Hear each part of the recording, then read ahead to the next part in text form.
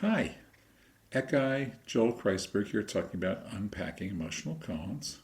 That's the course that's coming up, the training program in March through the beginning of July. And we will be looking at taking emotional koan work of Jumpo Roshi, but we're going to work on embodying a larger perspective of emotional maturity.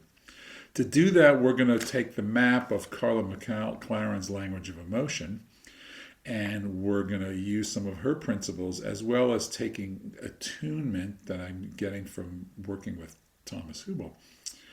And that sense is, so I'm going to do just a little short video today on the basic principles that Mclaran is offering us. The first one being there are no negative emotions, there are no positive emotions. They're just emotions. They're not negative or positive. They just are. And we have to learn how to be with them. Okay, we have to learn to understand them, recognize them. And to do that comes the second principle. I'm using the book because I don't have this all in my head at the moment, but I'm getting there, is learn how to channel your emotions. Now, learning how to channel emotions has both the recognizing them, and that's where we attune. And attuning is sensations, feelings, thoughts, the way the mind works. So we begin to deepen our recognition of our experience of emotions, and then channel means to express them in a way that is healthy. So the typical expressions are either expressing lots of feelings or repressing those feelings, keeping them inside. And we want to find a healthy way of getting the information and then expressing those feelings. So we're learning how to express them and channel them. Okay? There's exercises that we can use for that.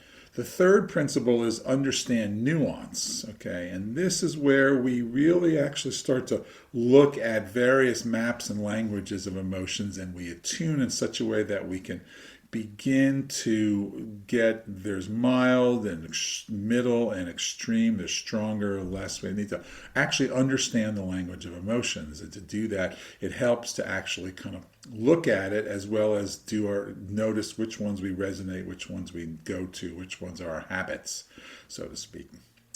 And the fourth principle is identifying multiple emotions, and in that sense very often what seems like a simple emotion or seems like a reactivity is often a cluster of emotions, and we need to sort of unpack those particular feelings. And again, that's where attuning really comes in, and really learning how to listen to what's arising from within us.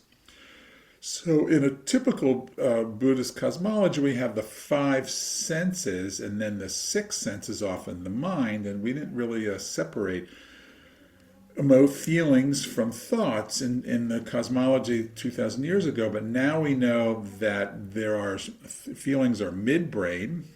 There are something that are emotions are responses to stimulus in the environment, and thoughts is the way the mind thoughts do a lot of things, but the mental activity can be not about emotions. It can be about a lot of things, but thoughts definitely do arise. So we're separating those two out and really focusing on building our emotional body and our emotional intelligence so that we can become emotionally mature enough to then take our koan work and be able to see this as an opportunity for ongoing development of our awakening.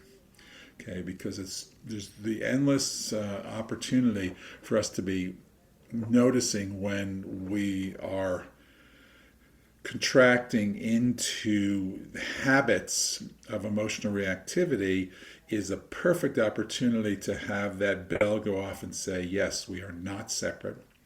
This is a moment for compassion. This is a moment where I can be skillful and I can find find the love that is here all along when we listen and feel into one another.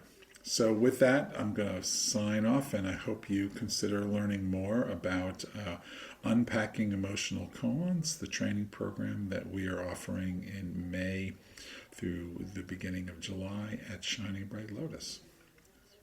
Thank you.